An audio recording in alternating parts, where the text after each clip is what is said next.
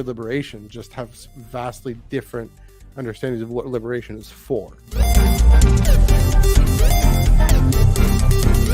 I haven't seen this much importance and attention.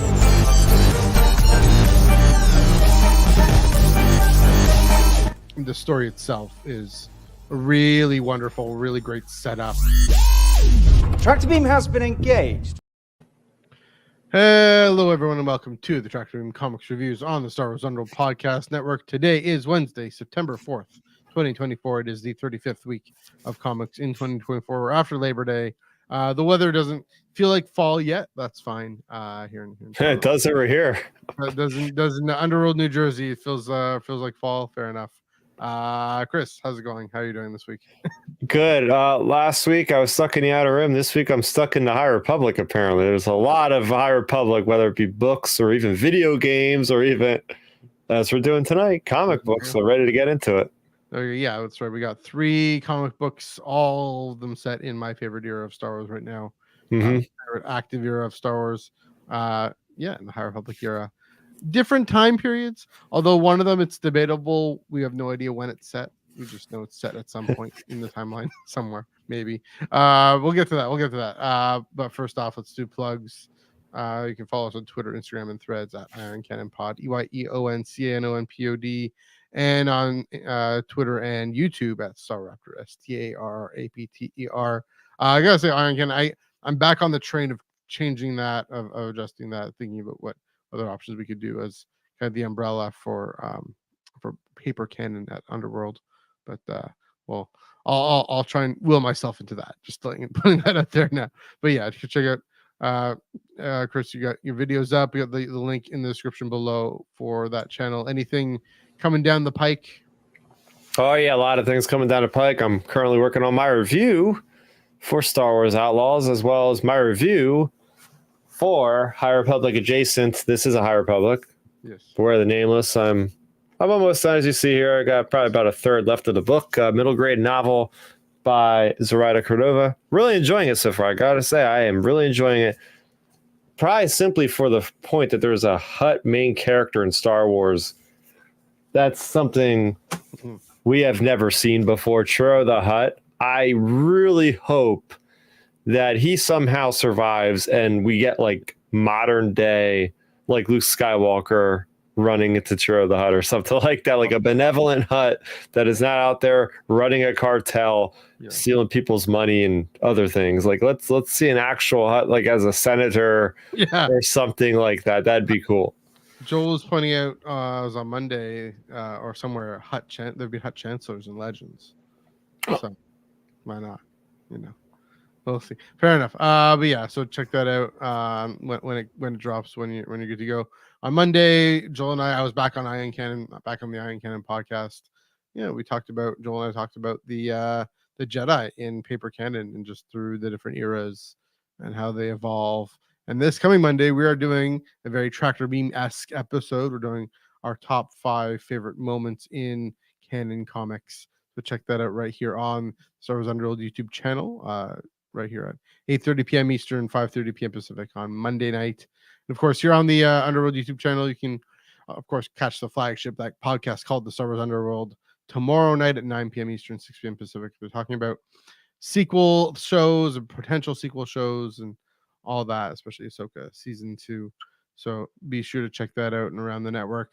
And then, of course, here on the Underworld channel, we got Super Chats.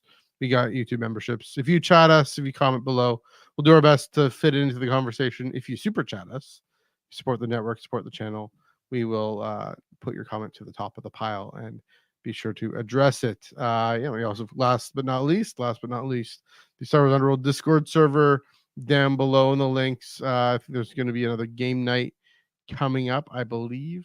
So check that out. And then there's an Outlaws discussion channel. There's of course the Paper Cannon discussion and Star Wars TV discussions, Star Trek and Marvel, all the fun nerdy geeky stuff. Holding the whole celebration, a few celebration channels actually. If you want to learn Japanese before we go to celebration, check out the Discord there. I'm in there. Chris, you're in there a little bit. Joel and Ben are in there quite often, so please do check that out. Join the party. The water is fine. Again, the link just down below in the description. All right, we got 3 books this week. Might as well dive right in to my favorite. I'll say my favorite of the week. Same. Today, Horrible Echoes, Adventures, Echoes of Fear, #1, written by George Mann, art by Vincenzo Federici and Vincenzo Riccardi, colors by Michael Attier and Vincenzo Riccardi, and cover by Eduardo Mello and Nicola Righi. Jedi Knight Reath Silas and Jedi Padawan Amadeo Azazo are charged with delving into the Jedi archives to learn more about the mysterious Echo Stones and their force-amplifying powers. In their search, they uncover the dark legend of the ancient Sith Lord Darth Ravi and his quest to solve an ancient puzzle that could grant him power beyond imagining or destroy him utterly. Again, as I mentioned, this was my favorite of the 3. And, I know I just read it literally today, literally a few hours ago, but we haven't seen art like this in Star Wars very often. And I'll say, it's hard to pick a panel of the week. If you can see this on my tablet here, if this comes up, maybe Chris, if you can find it that didn't even work. See, we're still fighting with tablets here. Still fighting with tablets. I unfortunately left all the comics somewhere else this week, so we're gonna have to deal with this. Yes, it is pretty awesome to behold. So, and the reason I pick it is only because it's the first time we see this. I mean, it kind of out of legend a little bit. Or the first time we see this in this comic. We haven't seen it this kind of wildly colored. I have something to say about that, but I'll let you go on. Okay, we've seen similar things, but this really stood out as really, stood out for sure. Yeah, cross between something from Legends, kind of vision from Legends, and maybe like a Jonathan Hickman Image comic. It pushed the boundaries of what we normally see in Star Wars art, and so credit to the Vincenzos. I'll say that, and Michael, for giving us that with this vision of this ancient Sith Lord. We don't know. This is just a legend. This is a legend, and by that we mean in universe for Reath and Amadeo. Like Reath pops open a holocron. Here's just this ancient tale that's recorded by a Jedi Master from who knows how many centuries before Reath and Amadeo are hanging out, and to say, okay, there's been stories about the Echo Stones, and really just a really fascinating exploration into with this Darth Ravi into power and the temptation of power to to just grasp control, not even really knowing precisely what this Echo Stone does, but he's just drawn in his thirst and his hunger, almost nameless like hunger for whatever power this might offer to control the galaxy. And reading it, I'm like, what's the point of this? Kind of like Amadeo at the end, like why are we reading this? What's going on? And and thinking, okay, stepping back and saying it's a great exploration of themes of power, and kind of what Marchion trying to do, but also gives us this lore dump give these 2 massive lore dumps about this ancient Sith Lord and this Titan sphere moon kind of thing, but also what the Echo Stones really are, and the fact and Reath himself says, the Echo Stones, just the fact that they can control the Nameless, that's just a byproduct. Part of it. There's so much more that it could do. It's kind of this mind control, almost sort of reminding me of the Ascendant in the Doctor in Alyssa Wong's Afra comic, but even more than that, just what it is, like the One Ring, Lord of the Rings, just the sheer power. And so I think it's going to function like that. It's functioning already for Marchion like that, as this draw function for Darth Ravi like that, as this draw to just make everything easier and more seductive, just quicker. And I'm curious then to see, we got three more issues of this, Echoes of Fear, the temptation even for well-meaning characters to use fear to manipulate people, to use the stone rather to manipulate people. Really setting it up. And I think this issue number 2 is also going to be a similar type of flashback thing. Yeah. With another Jedi, but Barnabas Zim. Yeah, Barnabas Zim. So there we go. I'm gonna have to remember who he is. He does sound familiar, but anyway. Yeah, he's the Quest of the Jedi one shot. Him and the red skinned Twi'lek. They are the first issue where Echo Stones are actually identified to control. I don't know if they're like an underwater species or something like that they find, but that it completely like turn the person to like power hungry, mongering ruler. Yeah. But anyway, yeah, I really enjoyed that story. The Claudia Gray one shot. That's right. Yes, that also got delayed. We'll talk about delays in a minute, or in a little bit when we get to Crash and Burn. But but this one, really, really imaginative and gripping, and again, some of my favorite art that I've ever seen. I do agree. Yeah, you're right. We have seen it in other places, and I'll let you get to that. But really, just surprising how brilliantly colored and swirly it is. It's very, very Doctor Strange. I mean, that's kind of another thing. Clearly, Darth Robbie's supposed to look like Doctor Strange, but an evil Doctor Strange.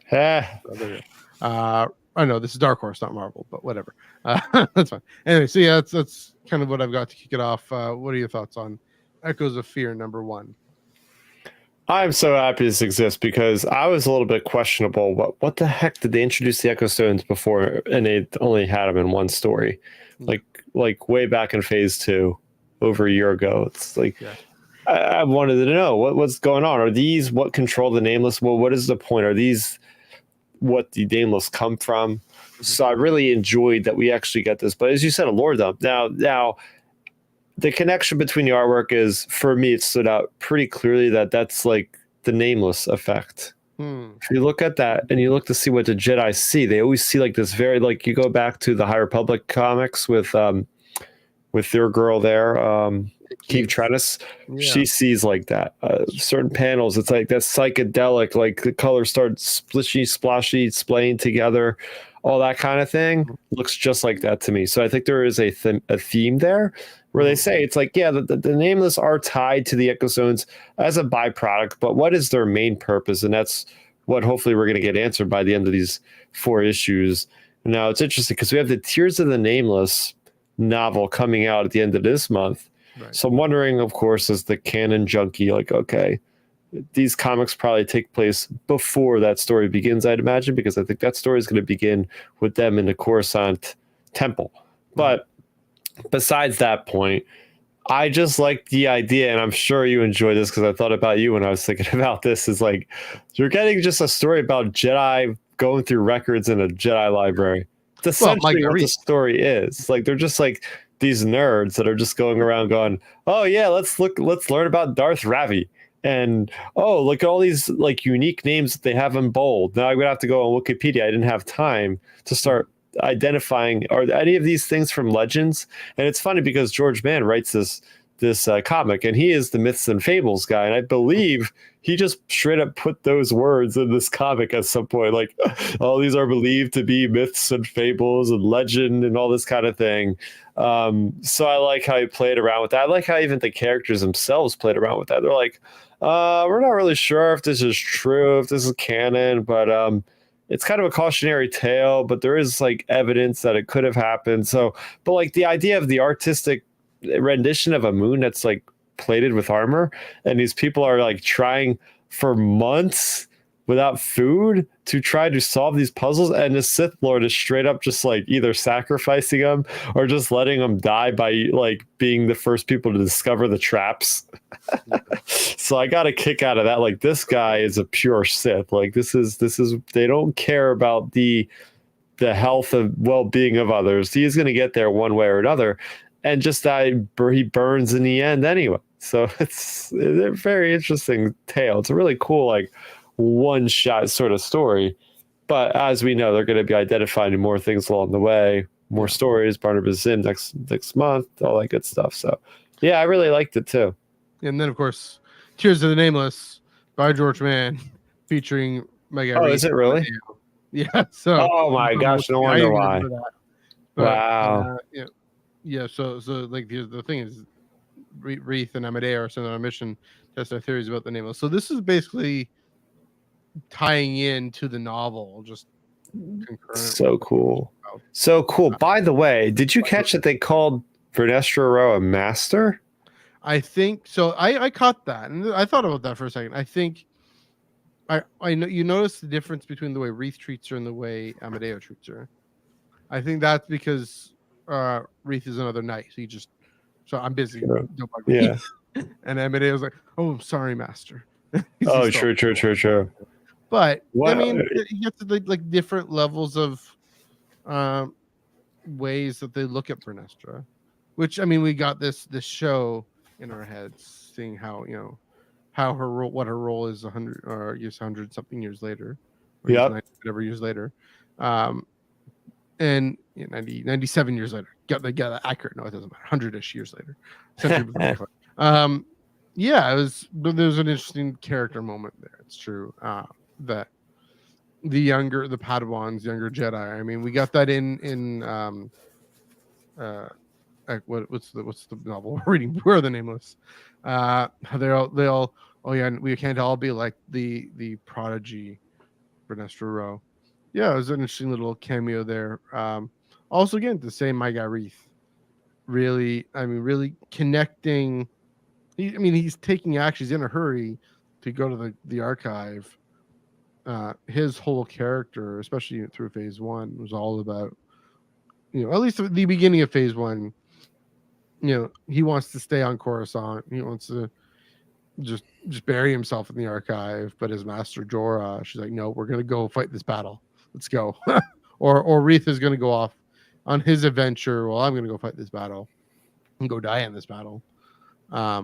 That he really has incorporated a sense of, well, I mean, that's the thing in Midnight Horizon. He's learning to really go and take action when it's needed. And here he's gonna, with the novel, but even in this comic here, he's like grabbing this Padawan. It's not his Padawan. It's what's the guy's name? Lox. Yeah, I want to see him show up in Tears of the Nameless. By the way, I want to see more of that guy. He seems pretty cool.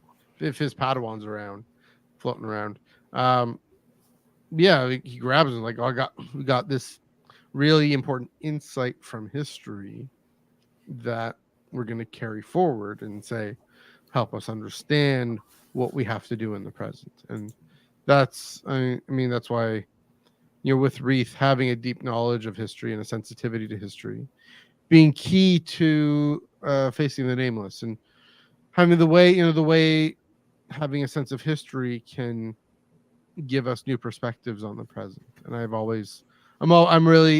it's only been teased. This is the first story since Midnight Horizon where he's had a main role.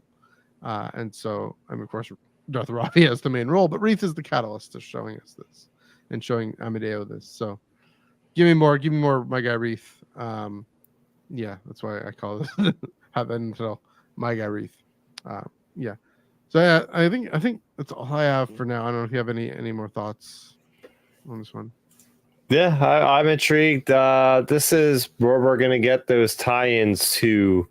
I was thinking about this. Like, what are they gonna start seeding? We're at the tail end of the High Republic. We know Michael Siglain and team are working on the next big thing that's been hinted at before. So, maybe are we gonna start seeing actual stories about Darth Ravi in the near future? Maybe we'll start to take a dive into the more old part of the Republic, per se. And I think that's where a lot of these stories that George Mann writes. He always writes like these ancient Sith and stuff. And I think that this could be a clue of like, maybe a lot of this will be pulled for the next initiative. I don't know. Maybe. He's an interesting character for sure. Just in the little snippet that we have of him. Mm-hmm. Yeah, George Mann really builds him up in that way. Also to say, I think the presence of Reath as a prominent character, he shows up in Edge of Balance. But really, to me, this is the sign, this is the beginning of the end for High Republic, which, I'll talk about beginnings and endings at the end here when I talk about ongoing number 50. But this is, don't cry because it's over, smile because it happened, right? That this is starting to be the Great Response. How do they actually end up really not just confronting but dealing with the Nameless threat and the Nile threat? And Reath again. I think Reath and Amadeo are gonna be key to that. So here we go. On the way out. All right. I think we can move on to High Republic Adventures Crash and Burn one shot. It's written by Daniel Jose Older, art by Nick Brokenshire, colors by Michael Attier, cover Raquel Araño and Michael Attier. After rescuing Nile villain Crix Camerat from a Republic prison, Vigilante Crash Angua and her crew team up with the former Nile to hunt down Marchion Row. Taking out the infamous warlord is easier said than done, especially when the insufferable Crix is involved. Can Crash and her newfound partner overcome their differences, or will infighting be their downfall? Throw this to you. What are your thoughts on Crash and Burn one shot?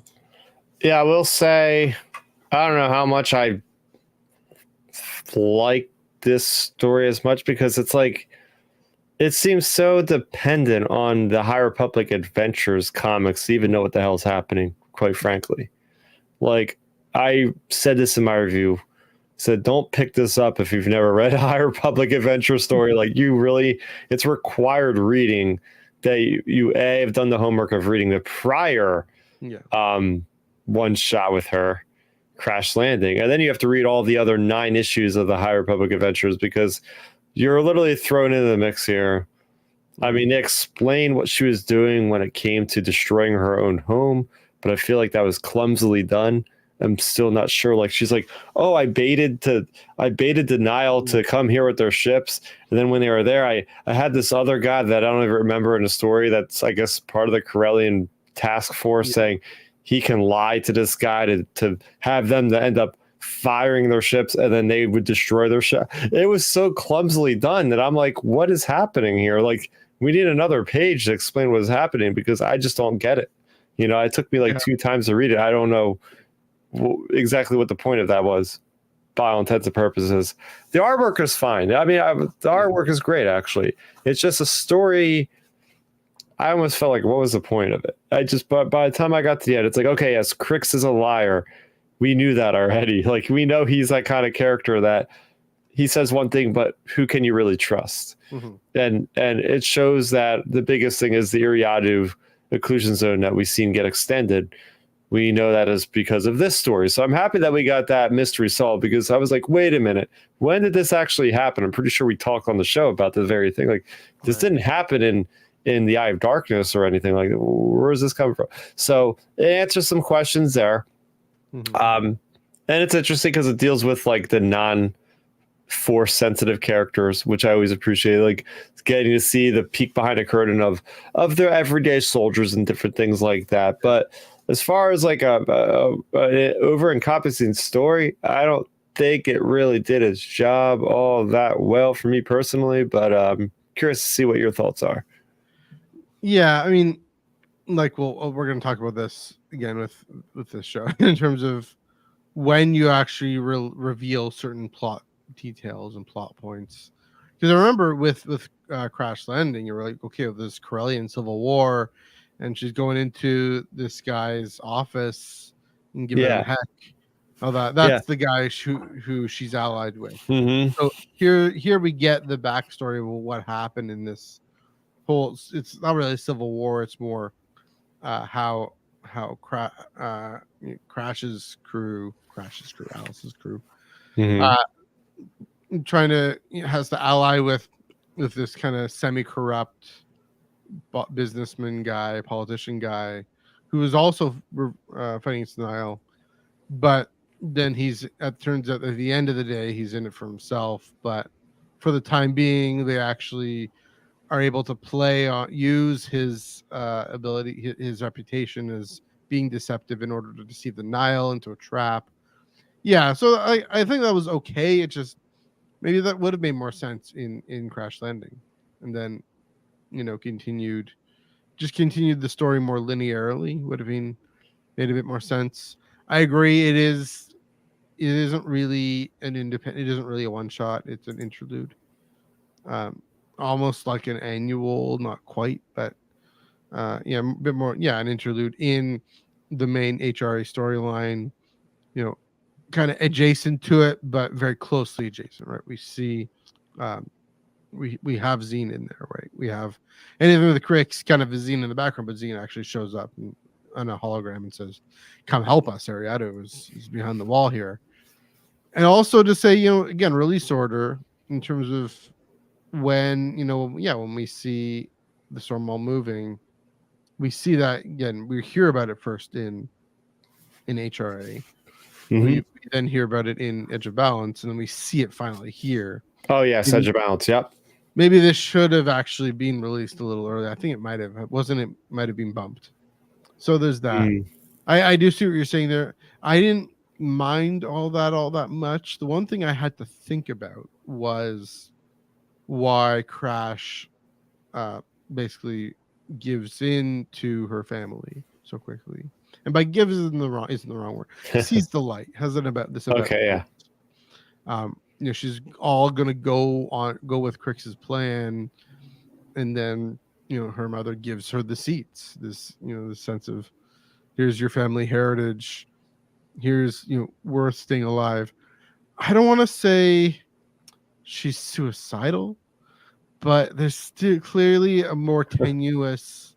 Sorry, I should have given a trigger warning there. Maybe clearly a more tenuous relationship to staying alive and just to sticking around and finding meaning in her life. Well, so it's like she was like digging her own grave in a sense. At one point. Somebody said something about that. Well, that Nile guy who came and was about to shoot her, and she's just get it over with.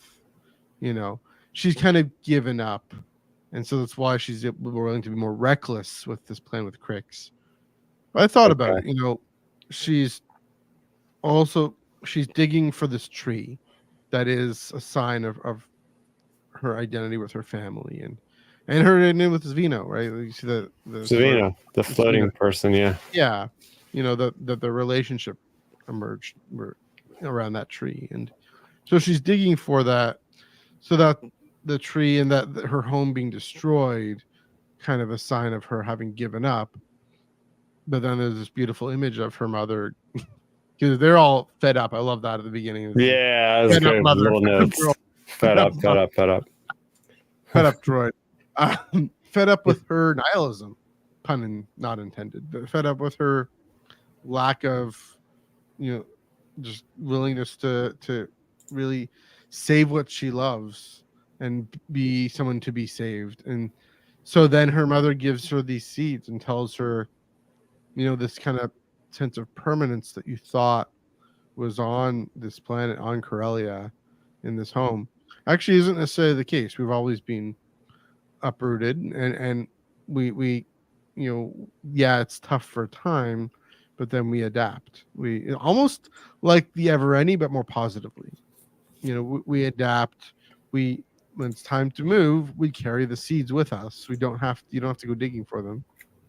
Carry the seeds of our identity and of our connection to our family, especially to her mother and to Svino, and that those get reforged in this moment. And so that theme of that I thought was actually really well written in the character movement. So if there is a point to these two comics, it's just Crash and finding meaning in her life again after she's lost it.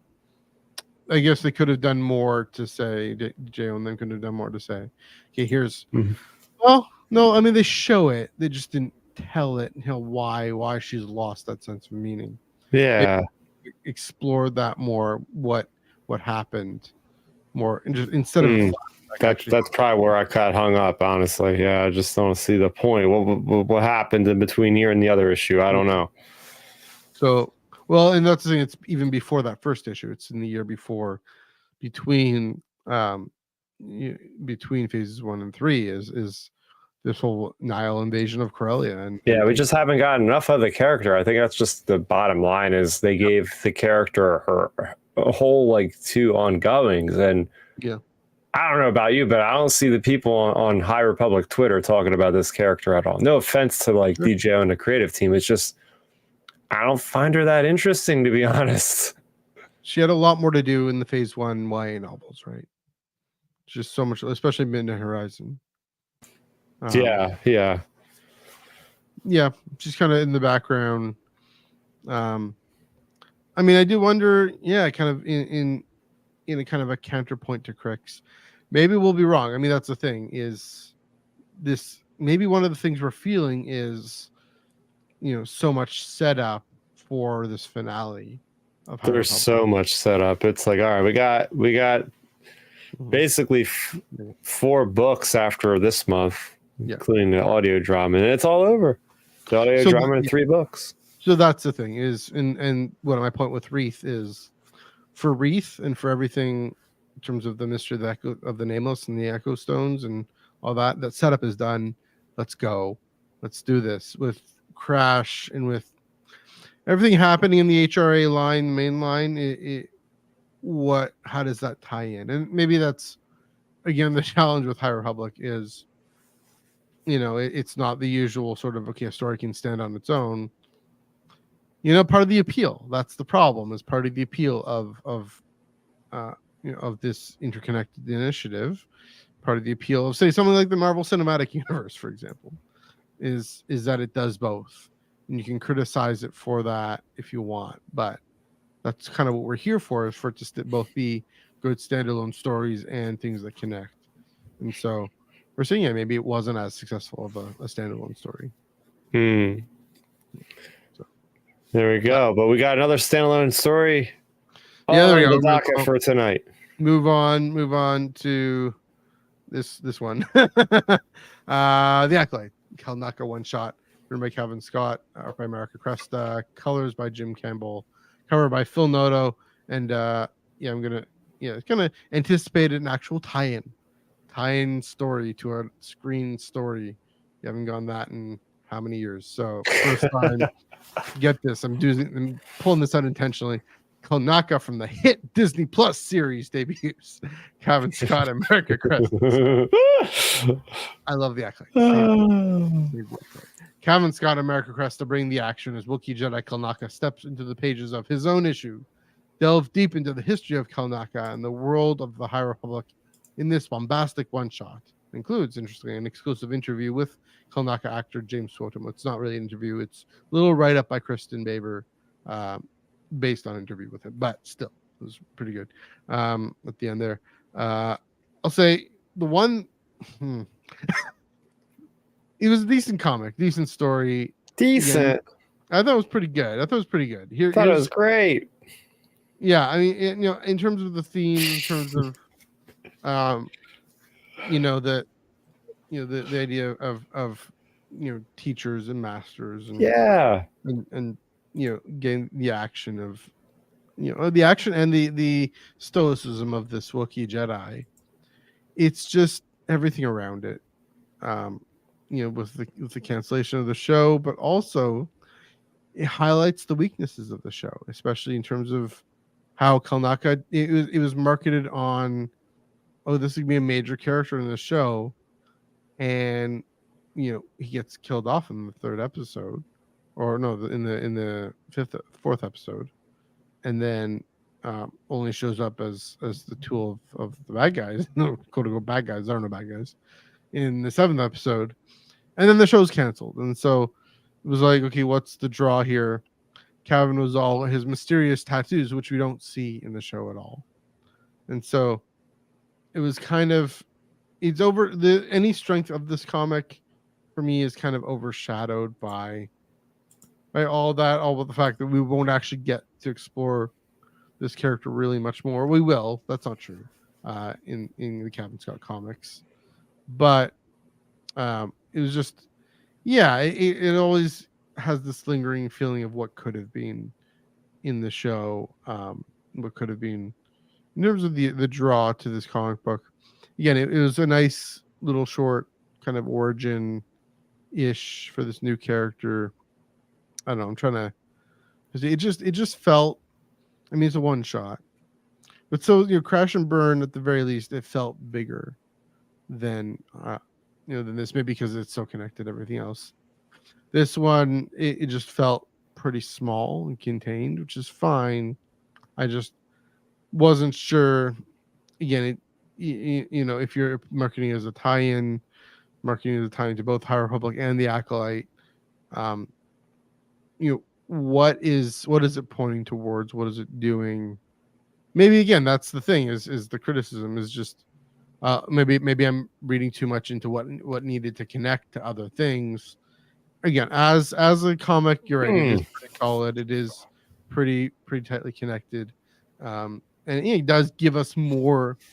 Gives us something at all of this character, of his calm, quiet, that we just didn't get in the show that I wish we had. And so that's probably what I'm feeling and thinking there. But I'll let you speak more positively about it.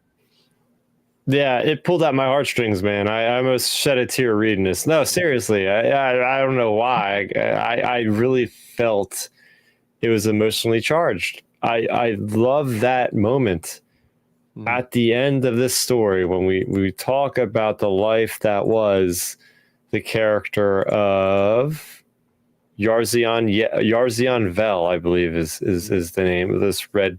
This is a new species, I believe. It's not a Sith pureblood because the head is almost more like a conehead, like Ki-Adi-Mundi character. Gosh, I'm forgetting the name. Damn it! I don't know. Keldor, not Keldor. Keldor. Oh, wait, no, that's Plo Koon's character. Syrian, right. A Syrian. It almost looks like a red-faced Syrian. So, grats to whoever created their first Star Wars species because I'm pretty sure it's new. But this character, it was so cool tracing the lineage of this character. First of all, that opening sequence of, okay, you're losing your master, but I also lost mine.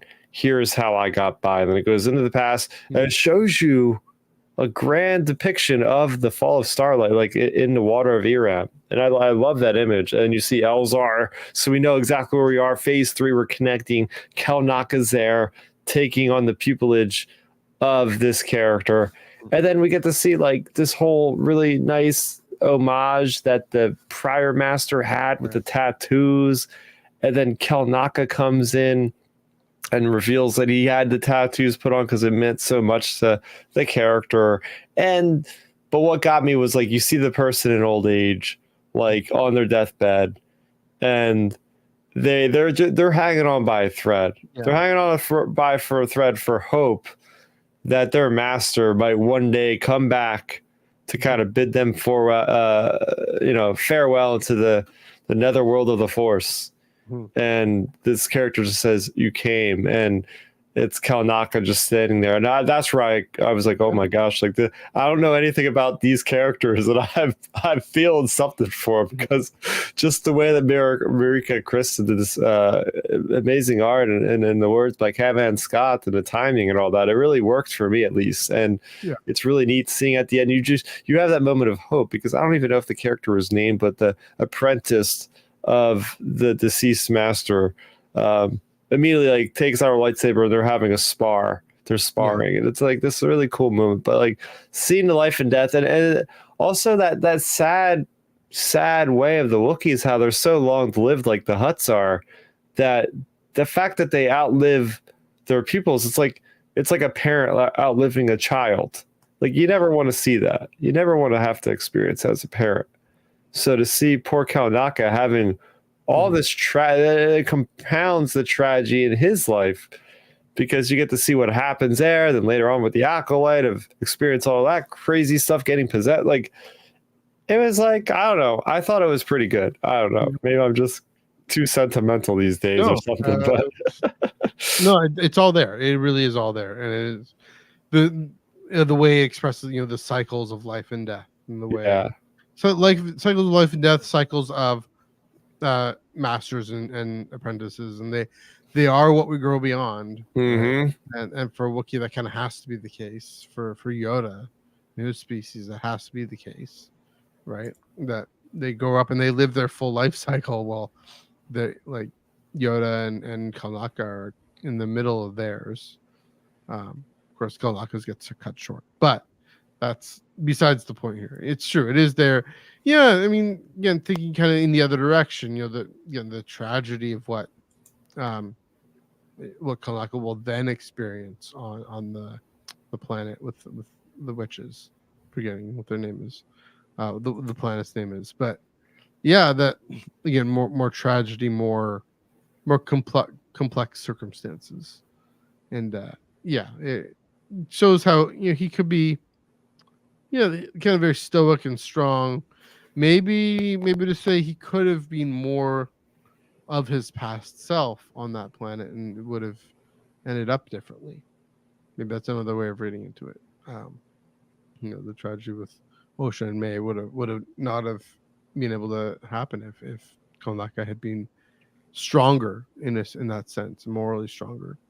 Oddly enough, the reason what's his face, the other Torben, he's able to resist them because he's mentally strong in the second time. And Kelnacca, maybe he isn't aware of it, he's not expecting it, but when we see in this comic, he would have at one point.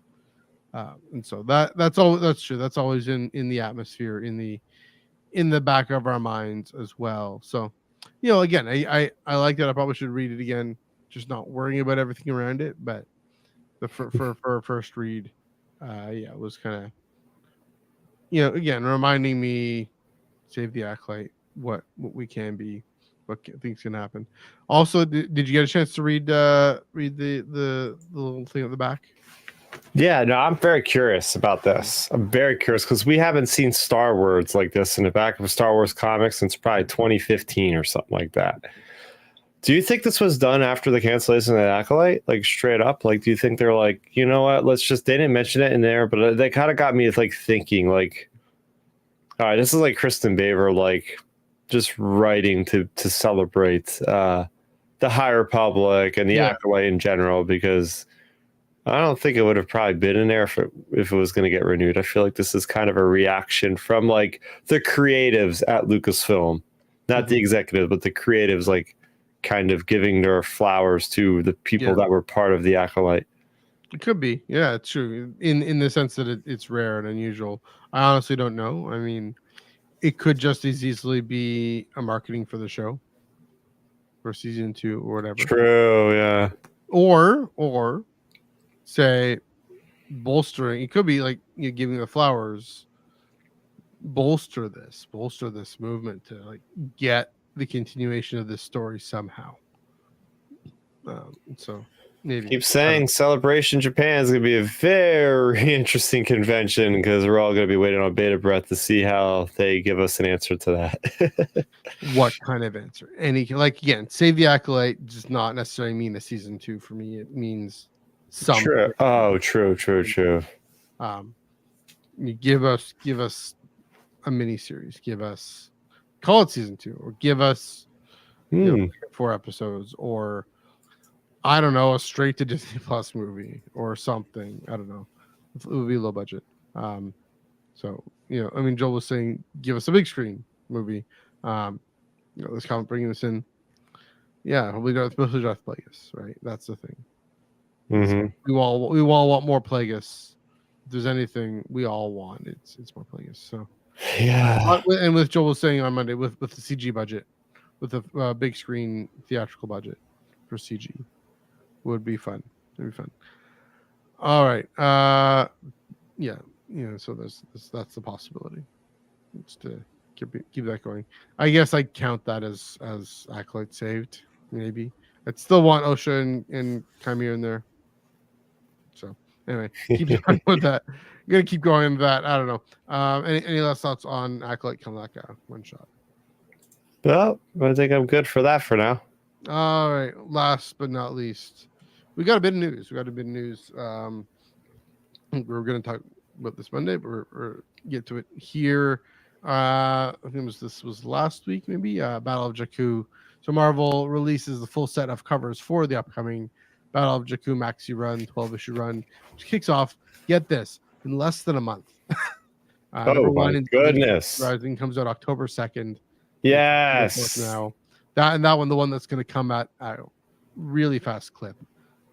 You're going to get the first 6 issues within a month and a half or something like that. Ridiculous like that. So here are the covers, of course, by Phil Noto, Torrin Clark. Davide Paratore and others. And just seeing, this features a whole lot of the big three, especially Luke, really prominent in Yes. especially number 3 there. Last Stand number 1, all number 1 and 3. I automatically think of the Thrawn trilogy when I look at these. Interesting. Like, Insurgency Rising, right? Like, yeah. Insurgency Rising, even Last Stand. I think of like Last Command. Yeah, the titles there. I think this is like Lucasfilm Story Group's like idea of like let's give the people what they want. They wanted to see Luke, Han, and Leia together after Return of the Jedi. This is as good as we're gonna get it, because we know after the Battle of Jakku, that's when they split up. Like Han goes to separate ways back to smuggling with Chewbacca. Luke is out there with Lord Santak or whoever else with Ben, and then Leia does her whole thing with the Senate. So this is our last foray with these 3 characters as we know it, unless they decide to do some crazy event like, past this where they all get together for a short amount of time. And also to say, again, I keep harping on this, we don't have much of the big 3 in this time period, and we don't have anything about Luke in this time period. We have Leia and Mon Mothma in Life Debt and Empire's End, and Han Solo's in there as well with Chewie. Think about Kashyyyk, spiders and all. Yeah, and then of course in Princess and the Scoundrel we have a little bit there. Oh yeah. Also lots of Mon Mothma in these covers, especially number 2. Another one, number I guess that's number 6. So Republic and 3. So we're gonna get lots of her again. Assuming here's the thing, making an assumption that these covers have anything to do with the story, which isn't a bad assumption. Normally that's the case, So again, this really just reminding us we're getting the big 3, and then we're getting Mon Mothma, and we're getting that character from the handheld game. And we're getting Governor Adelhard. Coming back for revenge. We're finally going to get that story told fully to us without having to play the game. Good, because I haven't played the game. Also, we're getting this character looking number 2 there, Insurgency Rising number 2, filling in by the name of Bib Fortuna. And normally I would be like, okay, that's, Bib Fortuna. He's become the daimyo, whatever. Oh my gosh. I watched your stream. This connects. I was about to say. Yeah. And making me think of that cutscene. You can think of that cutscene. I know, right? Go ahead if you want to say more about that. Well, about how he's going to get connected with maybe the Empire. Maybe he makes a deal with the Empire. Empire puts him in play because they need a crime syndicate, and he's got dealings with the Empire in a certain kind of way. If you played the game, whether he knows it or not. If you haven't played the game, check out. It's on Star Raptor YouTube channel. The live stream that you did from the other day.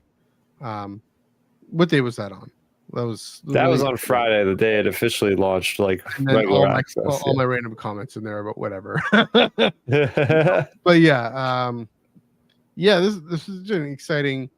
One thing I keep saying about this, and these covers also really reinforce this. If you have not picked up a single Star Wars comic in your life, pick up Insurgency Rising number 1.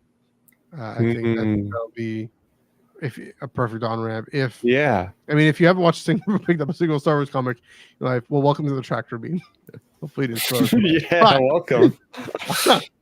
That's what I keep saying. If you do read Star Wars comics and you're trying to recommend a great on ramp to someone who either hasn't read comics in a while, dropped off, I've been telling Dom, hey, I'll be getting number 1, free to read it if you want. Just so like I think this is gonna be again a perfect on ramp because it is kicking off. It is the kickoff for the next big thing in comics, in Star Wars comics. Oh, I just had an epiphany kind of thought looking at these comic covers, and I know we don't want to put too much money on what could happen, but I'm connecting all the dots right here. Sure. And this is just my own headcanon thing where it goes back to another Star Wars video game called Star Wars Squadrons, which takes place directly after Return of the Jedi. At one point there's a briefing with Wedge Antilles and he mentioned that Rogue Squadron is off doing some kind of mission. He reinstated Rogue Squadron. Mhm. We see here in The Last Stand, that issue number 3, you see a helmeted Luke Skywalker with an X-Wing. I'm wondering if we might actually see Luke Skywalker commanding a Rogue Squadron in the Battle of Jakku. That would make me so freaking happy if they did that. And definitely, what's that ship called? That ship class called that they wanted to launch? To Oh my gosh, the Starhawks. The Starhawks. It's featured in Squadron. Oh, we got to see them. That's a dead giveaway. Yeah, that's the thing, right? It's like you go all the way back to the journey to The Last Jedi. Yeah. The Legends of Luke Skywalker, written by Ken somebody. Sorry, I forget the name. Ken Liu, Liu. Yeah, there we go. Awesome. We got it. Ken Liu wrote a story about, hey, these kids think they might have seen Luke Skywalker using the Force to pull Star Destroyers down from the heavens. Well, there's some truth in Legends, everybody, because I think we're going to get a Luke Skywalker on Jakku from what I'm gaining from these tantalizing comic book covers here. Right. There you go. Get another comic by Jason. Yeah, I mean, they're on the omnibuses. They're on digital if you want to go for it. Wow. Again, start with this. Insurgency Rising #1 comes out in under 4 weeks. It comes up 4 weeks time. Yeah, I think these comics are going to move the needle. I think for a lot of the lore. I think we might even see like weekly upticks on this channel, if I'm not mistaken, because I feel like you're going to get a lot of those blurbs on the major media sites of like, oh, so this happened in this comic book. Luke did this and that and this and that. So as you said, I mean, the covers look really good. This is a new time period that we've all been yearning for. Yeah. I think this is really gonna, and again, we said before we record, like Alex Segura, man, this guy's got a lot of pressure on his shoulders. He's dealing with a Luke that everybody's been wanting to see for literally their whole lives. So no pressure at all, man. No pressure at all. It's green and #1 there on the cover there. But I mean, I'm really excited, and as you said, you put it in perspective. We have less than a month. I'm like, wait, what? This is awesome. It's going to start in less than a month. Yes, it's going to touch everything from Dr. Aphra to the crime syndicates like the Hutts, the fallout of what's happening with the power vacuum of Jabba the Hutt, to actual battles here on Jakku with the big 3 potentially, with the Falcon there and everything. Like, oh man, talk about it epic. And the fact that I don't have to wait every month for these darn things, it just makes it even sweeter. And just a thought there, one of the things that made the Aftermath trilogy difficult was, I mean, I enjoyed the first Aftermath. I didn't mind it. Getting to know the Wexleys at first. They were new characters. It feels like this, again, kind of talking about with one-shots before. It feels like those novels were smaller sort of side things that then expanded outward. Yep. Kind of like what I think Mark Guggenheim was talking about in the interview. So, I mean, Chuck Linder was right to do that. But it does mean that there's a lot of holes and gaps in the main story between this year. In terms of, we have the big political story, especially with Mon Mothma and Chancellor Villachem, and even Masamida trying to surrender the Empire, all that. We have that story, but we don't have the big 3 who are the big drivers of the story in Star Wars, to be frank. And so, I mean, at least from our perspective, the ones we know carrying that momentum forward from that original trilogy. So yeah, this is really gonna feel, at least it looks like this is gonna finally really fill all the gaps, not all the gaps, but a whole bunch of the gaps that we haven't gotten. Is it going to be Luke going on adventures, trying to learn like we see in the Battlefront 2 story? I don't know about that. Maybe it makes sense if it is, but if there's room and time for that, I don't know. It seems to be this is still about the political story, the lead up to the Battle of Jakku, and then the battle itself. But it's at least going to feel like it's contributing a significant weight to our picture of that year. Yes, this is a story that's going to be an epic. It's not going to be small scale by any means, Right. because they're telling the broad strokes here. I really do believe that. And when you think about it, oh my gosh, we have so many story elements that have dived into this period already, right? We have Battlefront 2 Inferno Squad's perspective with Iden Versio and Del Mico and all those guys. And we have the Alphabet Squadron. Never count that series out. What a great trilogy that was with all those characters, Eric Raquel and Will Lark and all those guys. And obviously Aftermath trilogy, right? Yeah. There is so much content that's already been out there. So I'm actually looking very much for all these Easter eggs that maybe a character or two like that. Maybe Snap Tem and Wexley pops up in the battle there. You see him flying X-Wing Phantom Squadron, all those sort of things popping up left and right. I feel like people like us are really going to get a lot out of this because we've already been well steeped with the lore of what's happened currently in that time. So, yeah. Yeah, that too. I mean, that's the thing. It has a big promise of doing the thing that the best Star Wars does, in the sense of giving a great entry to new readers, but also getting the canon junkies, giving us what we want to. Also, Shattered Empire, it did have some Luke in it. Had some Leia. Shattered Empire. That's the one I forgot. Yeah. Then of course Squadrons, as you mentioned. So and Princess and the Scoundrel. So I've seen the preview pages for issue number 1 of this, yes. and they're ripping straight scenes out of that book. There we go. Which I'm happy about. Like, go for it, because not everybody has read the book. So I mean, tell the major points, but just don't give us a whole adaptation for every issue about that book, of course. But I fully expect them to make references like, oh yeah, this battle that we had at this bunker with this person with the one eye that Han Solo fought. They're like, oh, that stuff. I feel like that could be referenced to the back Kes Dameron and all that. Oh yeah, even I mean, I don't know if they have Leia's wedding dress, but they actually, I mean, that's the thing. Part of the marketing. I don't know, but I know just from the marketing for the book, they had someone drew up a photo, like a drawing of Leia in the wedding dress. Yeah, because people were going to want to see that, right? Mm-hmm. So yeah, it's connecting. There's been, again, the Aftermath and the Alphabet Squadron trilogies have had a lot of prose novels, adult novels. There's been a little bit of visual content, but this is probably going to be the most comprehensive visual content too. Remember the Shattered Empire? That's only a 4-issue run. Yeah. And then Battlefront 2 and Squadrons are only tracking certain fractions and slivers of it.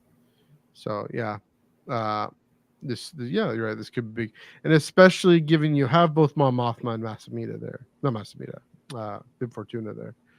Very different species. Chagrians and Twi'lek. Why not?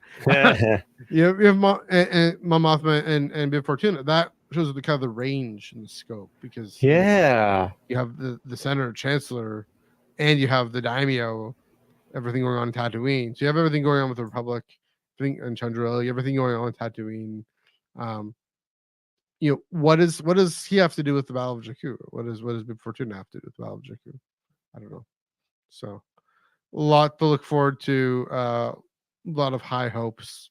Last bit. Tell me more about this handheld game character. Governor Adelhard. Yeah, that guy. Yeah, he basically, they keep referencing a defiant empire. I think that's going to be his new regime. Okay. They're going to officially call it. So basically, the Anuet sector in space, right? It's like encompasses like Bespin and a couple other different systems and whatnot. Hoth, all that stuff. So he basically he learns about the Emperor's like demise, right? And he immediately goes into like propaganda mode, where he just like shuts down communications everywhere he controls the Nest sector. Like basically makes something called like the Iron Blockade, where the Star Destroyers to just like he doesn't want to have any kind of sign of dissent or unruliness going on. So he immediately like just like shuts down all that stuff. And that's like his big thing. I know Leia eventually gets through a communication to the people of Anuet as you're playing the game to give like this inspiring speech, be like, no, the Empire has been defeated. Vader's dead. The Emperor's dead. long live the New Republic and all this kind of stuff. And he's trying to shut that down immediately. He is making it so he has his own basically cut of the galaxy that's under his control to keep things going. He's even brought up in the Battlefront 2 campaign on Bespin. You walk through Cloud City, and he's in a hologram, like giving this speech, lively and well. So, but yeah, we never know what his fate was. So it's cool that we're going to actually get that story. And I remember, I know one of the interludes in Aftermath, one of the Aftermaths, involves Lando retaking Bespin, Yeah. Bespin, right? So that, I guess that's connected in there too. So yeah, lots of connections. Revisiting this thing that, yeah, was the big deal, the big cheese in paper canon. It was paper canon, the entirety of it, effectively, except for the comics. I mean, that whole, well, that's kind of how I describe it is, all the stories that came out about the year between Endor and Jakku was the first go at an interconnected publishing initiative, just informally. And then, of course, fast forward, High Republic is the first formal one. It's interesting now we're going back to that other initiative. Well, it's because that the sequel trilogy is over. True.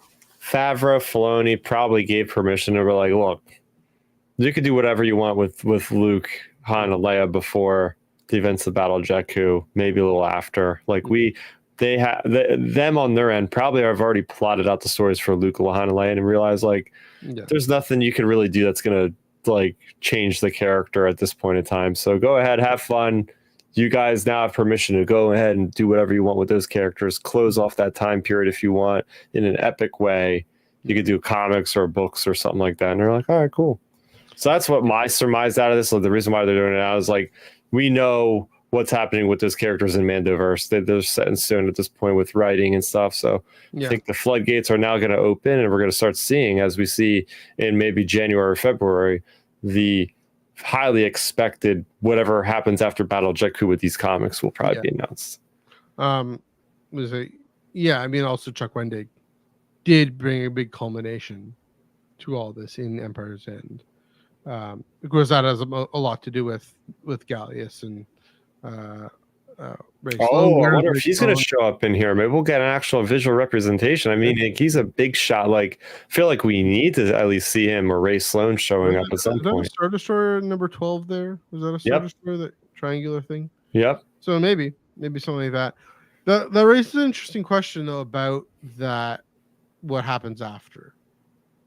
How much because it's teased with the charred Vader mask from Force Awakens, right? Yeah. How much of that is about the big three? Is it about some other characters? How much is it more about Mon Mothma? Who's it about? It has the Vader mask, so I presume it's more about Luke and exploring everything there, but not necessarily. How much freedom do they have then after Jakku to write these new stories? Of that we don't know, because that's the difference, and we'll get to this in a second, but we're almost done. That's the difference between the comics so far from set between New Hope and Return of the Jedi is we've had those films for decades now. We haven't had much with Luke, and we have only a mention of Leia in the Mandoverse, and nothing about Han. So, and Mon Mothma shows up in Ahsoka too, but true. We haven't had much, and so presumably you want to save that. Do the authors, whoever's writing this, do they have notes from Favloni via the story group to say, okay, you got to do this, you got to hit this, you got to avoid that? I presume so, but how specific are those notes, and what are the constraints and what is the freedom for them? That's why I was kind of curious. One of the reasons why I was curious as to why they're going forward, now as opposed to a few years from now when the Mandoverse itself is done. Why not? That's why I was also because I'm a prequelist, so I will always want them to go back to After Phantom Menace, but that would have been safer. So interesting interesting questions that all this brings up. Any last thoughts on this these covers and whatnot? Covers look amazing. Absolutely love how epic they look, and they offer some very interesting peeks at what we might actually be reading a month from now. So can't wait. Like honestly, like these are probably like the most anticipated comics I've wanted in a long time. So besides next week, of course. Yeah, over next week. We'll get to that in a second. Yeah, Phil Noto, Torrin Clark, EM Gist, Davide Paratore. Get my Italian in there. Yeah, looking good, looking fun, looking very distinctive. Also, very distinctive 3 clear styles here. Of course, Phil, within Jersey Rising, but yeah, then the other 2 looking good. All right, as mentioned, see if we can find this. Releasing next week, Inquisitors number 3, and ongoing number 50. Oh, Inquisitors 3 too. Oh my gosh, what a week that's gonna be. Pretty good. More Tensu run. Yeah, ongoing number 50 of 50. Again, I'm gonna call the episode, if I can remember to do it. Don't cry because it's over, smile because it happened. Charles gonna bring it home. He knows how to finish a story. Always, well, almost. Hashtag ignite the green. Come on, you gotta do it, man. You had 50 issues. Let's see that glorious green saber, the emerald saber, light up for the first time. I mean, it's right here. That's a very Charles Soule answer. I don't need to ask what we're looking forward to here. We know. I mean, this is being set up to be such a spectacular conclusion. So, yeah. I'm trying to even remember where we are. That's the problem with me doing these releasing next week is where we are is that they're all like, we're gonna go after Han Solo. That's what Leia says. Yes, thank you. The hologram of Jabba's palace. So, yeah, I mean, right into. But here's the thing, though. Like that story ended because we know that this is going to be a framing device of Luke just talking to Ben, like, "Oh, here's this cool memory. Oh, here's that cool memory. Oh, remember when I did this? Like that was really neat too." Like it's going to be like a member berries kind of story of just like him like looking back at the past, kind of thing. So I don't know if they're really going to pick up on this stuff. I feel like the flagship is basically done. This is just kind of like a greatest hits. Like here's the things we didn't get to do, but here they are. Here's some really cool moments of Luke. You know, I mean, there isn't any time though. That's the thing. There's only. No, I think it is going to fill the gap, maybe, but I see what you mean in terms of it could go back earlier in the timeline. Yeah, talk more about the Alderaan fleet. You know, they're going to be involved. But here's the story about how your mom saved your dad from Jabba. I hope it's not a retelling of the first act of Return of the Jedi, but as I say that, but you know. Yeah, it'll be just so at least I mean we have that cut scene, that deleted scene with Ignite the Green. Yeah, getting them into the palace and all that. So I don't know. I want to see Lando, like how he infiltrates in there. That'd be pretty cool. Leia strapping on, like I want to see like those cool deleted scenes like that we always had in our head. Yeah, like they have like a lot of cool fan art of like Leia putting on the armor and like Chewie in the background. They're like Jabba's palace in the background. Like I want to see like really good ass art of like that stuff happening where it fills in my mind of like what canonically was going on moments before they get to Jabba's palace. Like that cool stuff. I don't know. I think if anything, here's me speculating then, it's going to be the framing of the first little chunk will be what was Lando up to? Chunk, then back to Ben. Then what was your mother up to? And then back to Ben. What was I up to? And kind of going that through. And then what were R2 and 3PO up to? I don't know. Yeah. So yeah, maybe that kind of thing, because I mean that's kind of how we invest. That's how Return of the Jedi kind of works, right? We have Leia does her thing. Actually, I think the first act is just Leia, and then Luke is into the second act. I'm not entirely sure, but Luke showing up is the beginning of the second act. So, but there is a definite phase. So, like a definite phase rhythm to Luke, Leia, and then Luke showing up, and so, or is the other way around? The other way around.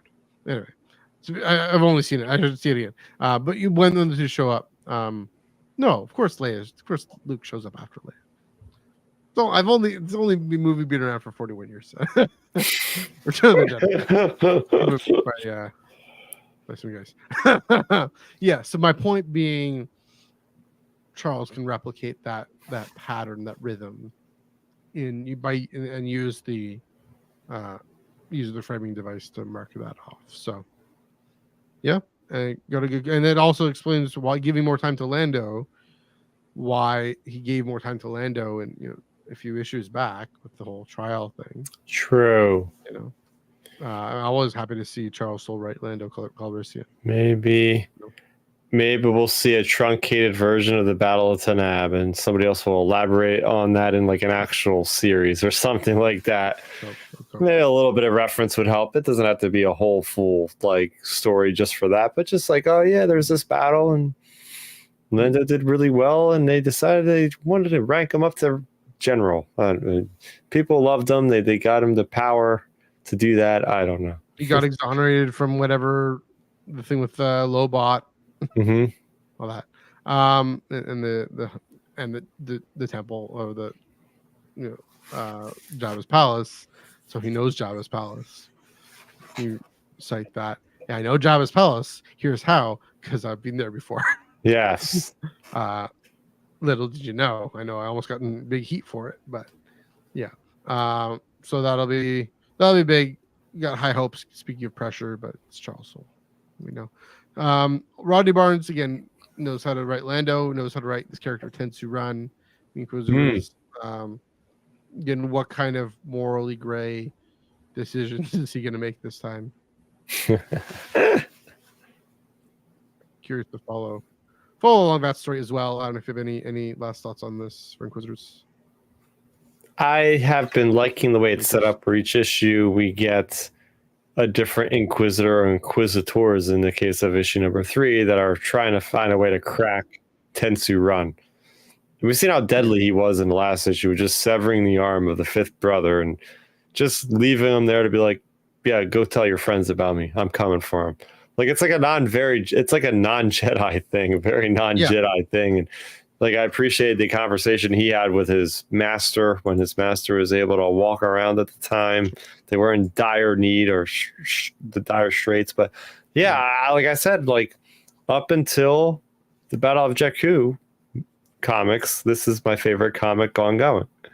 Yeah, so Inquisitors. Inquisitors. So I mean, if it wasn't for ongoing number 50, I would definitely be saying I'm looking forward to that the most. Fair. Yeah, he takes out the Commerce Guild. Can't leave any witnesses. All those kinds of things. So, yeah. Speaking of which, check out last week's episode for my stand up, sit down. I was standing up. He was sitting down with Rodney Barnes on the floor of Fan Expo Canada. We talk about Lando. We talked about Inquisitors. Check that out. And speaking of checking things out, Chris, it's been another great episode, another great look at comics from today, comics from next month. It's gonna be great. Yeah, thanks again for popping on. We're going strong on the track stream. Where can they find you on the internet? Yeah, you can find me talking about a lot of Star Wars lately on my YouTube channel, youtube.com/StarRaptor. I got my review for Star Wars Outlaws coming up later in the week, as well as my review for Beware the Nameless middle grade novel coming out soon. And yeah, just stay locked on that channel for more content that is going to be hitting on the regular. To see my thoughts, more up to speed, up to date of the minutes, you can go on Twitter, twitter.com/StarRaptor, where you can find all my little blurbs of the goings-ons that I talk about. There you go. There we go.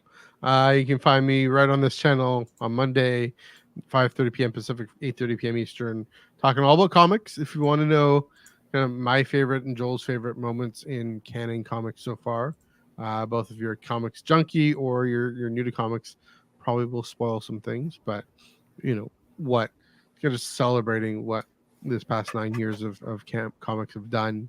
So our top 5. Joel, we already know we have our favorite number 1 moment. There's a spoiler there. But yeah, everything else is probably going to be different. So please do check that out. You can follow me on Instagram and Threads at MNEUG1138. I feel like food at beaches.foodie, FOODIE.